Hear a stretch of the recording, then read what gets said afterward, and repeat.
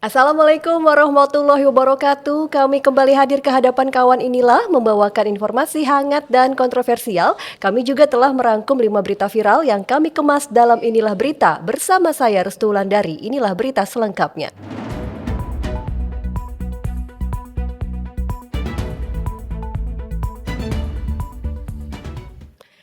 Berita pertama, PDIP tengah perang dingin dengan Presiden Joko Widodo. Pemberian karangan bunga oleh Presiden Jokowi saat ulang tahun Ketua Umum PDIP Megawati Soekarno Putri juga direspon kurang enak.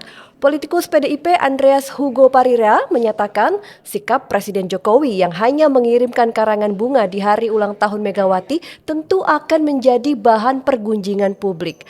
Menurutnya, seharusnya Presiden memberi teladan karena menjadi panutan rakyatnya. Akhirnya masyarakat yang melihat dan menilai akan berpikir soal tata krama sopan santun dalam berperilaku, ujar Andreas. Meski hubungannya antara PDIP dan Jokowi renggang, PDIP tidak serta-merta menarik menteri-menterinya dari Kabinet Jokowi. Sekjen PDIP Hasto Kristianto mengklaim sebenarnya para menteri PDIP telah siap untuk hengkang dari jabatannya. Akan tetapi hal itu urung dilakukan karena ditahan Ketua Umum PDIP. Ya, kalau menteri-menteri dari PDI Perjuangan kita harus melihat bahwa kepentingan bangsa dan negara di atas segalanya. Jadi meskipun ada yang pernah mengatakan kami sudah siap angkat koper, kata Hasto kepada awak media di Jakarta Rabu 24 Januari 2024. Hasto mengatakan Megawati lebih mementingkan stabilitas pemerintahan dibanding dengan kepentingan pribadinya. Menteri bertanggung jawab kepada rakyat, pada bangsa dan negara sebagai pembantu presiden. Kepentingan rakyat akan diutamakan, ujar Hasto. Selain itu, kegoncangan jalannya pemerintah dapat terjadi jika para menteri memutuskan mundur dari jabatannya. Sebelumnya beredar isu 15 menteri siap mundur dari kabinet. Kabar ini merupakan klaim dari ekonom senior Indef Faisal Basri. Awalnya, Faisal mengatakan ia mengajak sejumlah menteri untuk mundur dari Kabinet Indonesia Maju karena Jokowi terkesan berpihak pada pasangan calon Prabowo Subianto dan Gibran Rakabuming-Raka.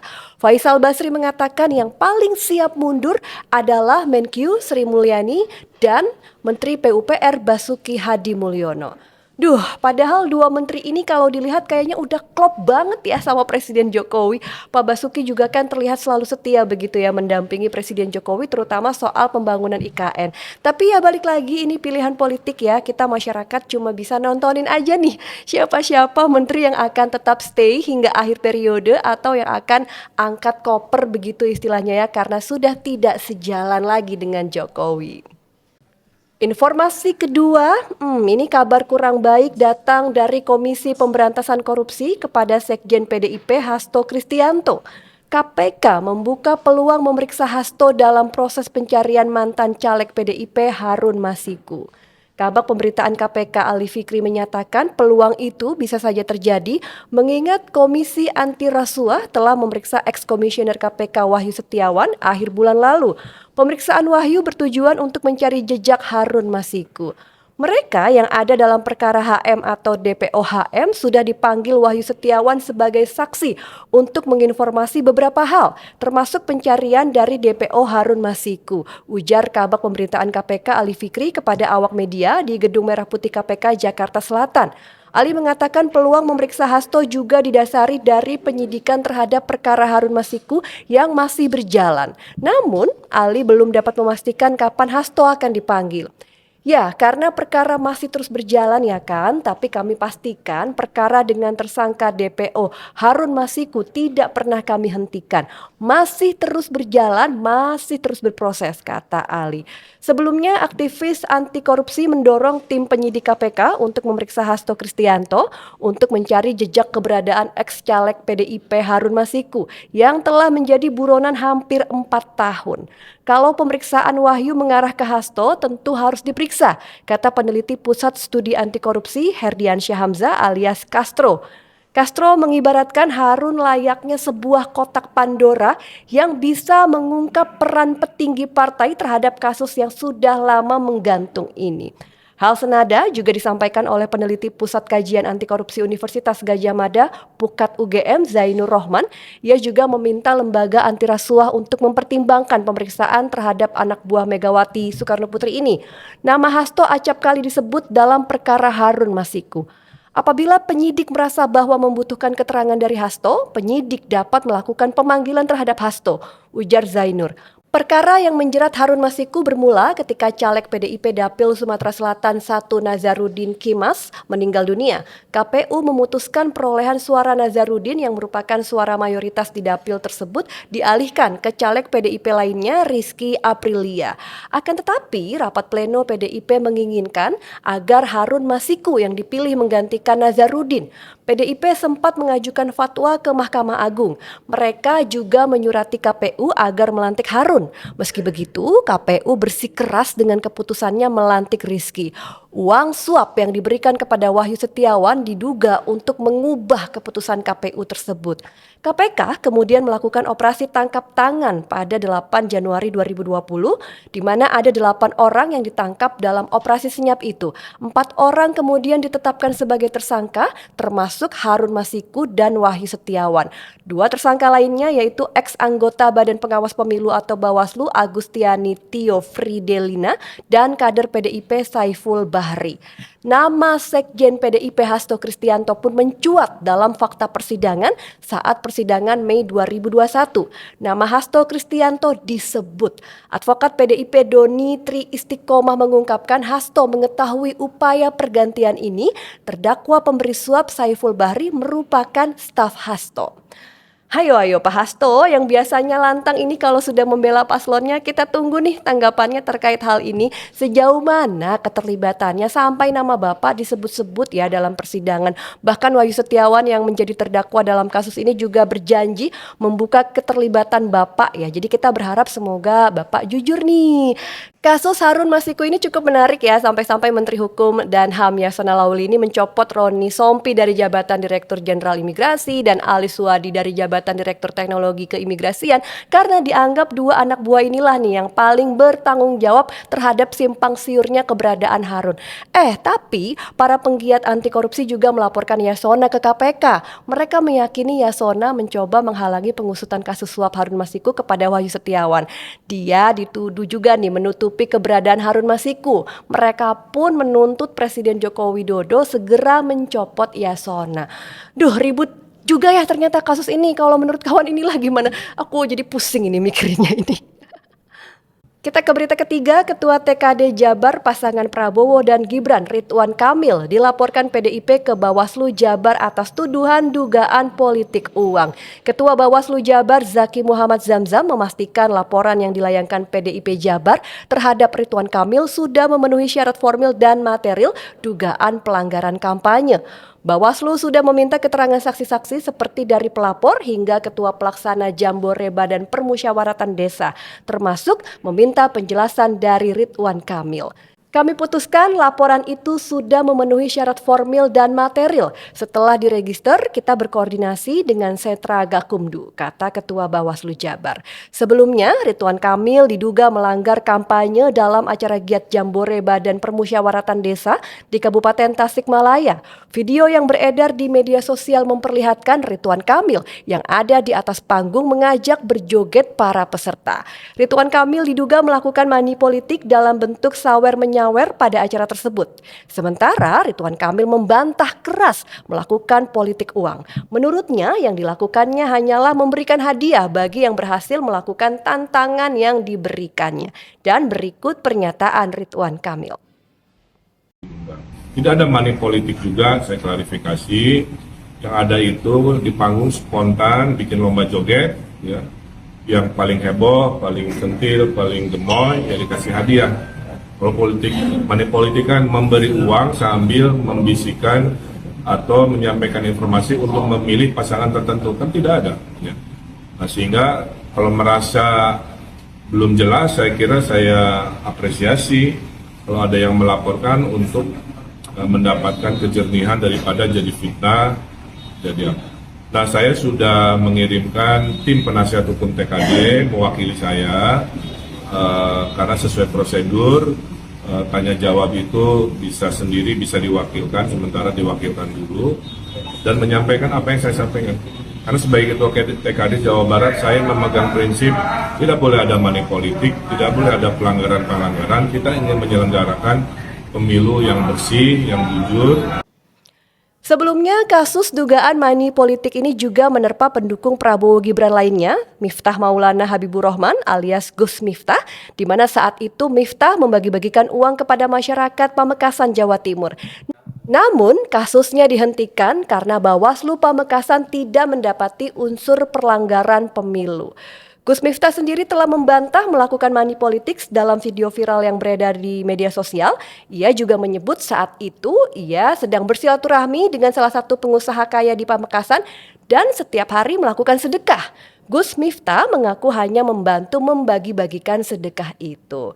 Ya, kalau kasus Gus Miftah saja ditutup bisa jadi yang Ridwan Kamil ini juga ya. Tapi kan kalau kita melihat sosok Kang Emil ini sendiri kan selalu citranya baik-baik saja ya, bahkan cenderung jenaka. Jadi semoga saja memang benar tidak ada politik uang yang dilakukannya. Tapi ya tidak tahu ya, namanya juga sudah berpolitik, hal-hal yang tadinya kusyuk dijalankan dengan baik-baik saja bisa jadi busuk hingga saling tusuk-menusuk. Tapi ya sudah, kita serahkan saja ke Bawaslu Jabar ya dalam hal ini untuk menindaklanjuti tuduhan dugaan politik uang terhadap Ridwan Kamil ini. Kita ke berita keempat, pernyataan Thomas Lembong, ex-menteri Presiden Joko Widodo yang juga tim kampanye Anies Baswedan Muhaimin Iskandar yang mengatakan memberikan contekan selama 7 tahun kepada Jokowi membuat kubu Prabowo Gibran naik darah. Wakil Ketua Dewan Pakar TKN Prabowo Gibran, Budiman Sujatmiko mengatakan ucapan Tom Lembong adalah sebuah pelanggaran etika profesional sebagai seorang mantan menteri. Budiman menjelaskan tugas seorang menteri sebagai pembantu presiden memang memberikan masukan kepada presiden sesuai keahliannya, sebab seorang presiden tidak mungkin menguasai semua hal. Pak Tom Lembong yang dulu sebagai pembantu presiden yang memberikan masukan kepada Pak Jokowi ini tidak layak diumumkan kepada publik, apalagi menyebut kata ayahnya Mas Gibran melanggar etika profesional. Padahal paslon 1 seringkali bicara tentang etika, kata Budiman Sujatmiko dalam keterangan tertulisnya. Menurut Budiman, ucapan Tom Lembong soal contekan tidak bisa dibandingkan dengan contekan yang dibacakan Cawapres nomor urut 1 Caimin saat debat. Budiman lantas mempertanyakan Caimin yang masih tidak bisa memahami pertanyaan Gibran. Respon serupa juga diungkapkan juru bicara Prabowo Subianto, Dhanil Anzar Simanjuntak, di mana ia menilai bahasa Tom terkesan merendahkan Presiden Jokowi. Ia menyebut Tom Lembong sombong.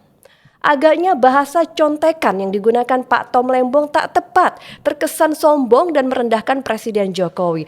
Pak Thomas sebagai orang yang bekerja profesional adalah hal wajar memberikan masukan dan saran kepada atasan, kata Dhanil di akun pribadinya di media sosial X.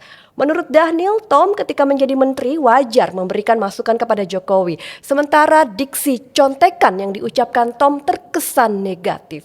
Pak Tom memberikan saran ke Pak Jokowi, dulu kini ke Pak Anies. Saya memberikan saran kepada Pak Prabowo dan lain-lain dan itu tidak disebut sebagai contekan yang konotasinya negatif tersebut, ujar Dhanil. Sebelumnya, Tom Lembong memberikan respon terkait namanya yang banyak disebut oleh calon wakil presiden Gibran Rakabuming Raka dalam debat Cawapres Minggu malam. Pria bernama lengkap Thomas Trikasih Lembong itu mengatakan ia sudah 7 tahun memberikan masukan untuk Presiden Joko Widodo. Tom Lembong menilai Gibran merasa rindu terhadap dirinya yang sudah bukan bagian dari pemerintah. Tom Lembong sendiri diketahui pernah menduduki jabatan bergengsi di bawah pimpinan Presiden Jokowi. Ia pernah menjabat Menteri Perdagangan atau Mendak dan Kepala Badan Koordinasi Penanaman Modal. Dan berikut pernyataan Tom Lembong. Ya, saya sangat mengapresiasi ucapan Mas Gibran yang berkali-kali ya menyebut nama saya. Ya, tentunya selama 7 tahun saya membuat contekan dan menulis pidato dan putri bicara bagi ayahnya Pak Presiden. Ya, dan saya bisa mendeteksi sebuah rasa rindu mungkin ya bahwa saya tidak lagi di situ untuk memberikan masukan-masukan yang berkualitas. Ya, tapi sekarang yang menerima manfaat daripada masukan saya adalah Pak Anies dan Pak Muhaimin. Kalau dipikir-pikir begini banget ya pilpres sekarang, dulu kawan, sekarang lawan, dulu searah, sekarang berseberangan, dulu sehati, sekarang nggak pakai hati kalau sudah saling sindir. Tapi memang kalau boleh diakui, Tom Lembong ini sepak terjangnya di bidang ekonomi tidak diragukan lagi ya. Dulu pidato hasil tulisan Tom untuk Jokowi yang paling ikonik adalah pidato Game of Thrones pada pertemuan IMF Bank Dunia 2018 dan pidato Thanos di Forum Ekonomi Dunia. Hanya saja hubungan Jokowi dan Tom ini bisa dikatakan tidak berlanjut begitu ya kawan ya. Tom dalam suatu kesempatan ini pernah mengungkapkan nih ada kesalahan besar yang dilakukan Jokowi pada periode kedua pemerintahan. Tadinya periode pertama Jokowi ini fokus pemerintahannya adalah pembangunan infrastruktur dan kedua bergeser ke sumber daya manusia. Namun menurut Tom rencana awal pemerintahan Jokowi itu kemudian meleset. Fokus pembangunan infrastruktur di periode pertama malah dilanjutkan di periode kedua pemerintahan Jokowi. Sehingga kesehatan dan pendidikan ini terbengkalai. Nah, kesalahan inilah nih yang menurut Tom Lembong akan diperbaiki oleh pasangan Anies Muhaimin lewat Slepetnomics. Jadi ya gitu deh, sekarang Caimin yang dapat contekannya dari Tom Lembong. Mungkin kalau Tom Lembong sama Presiden Jokowi masih sejalan, sehati, sefrekuensi, bakal masih dikasih nih contekannya juga ke Gibran.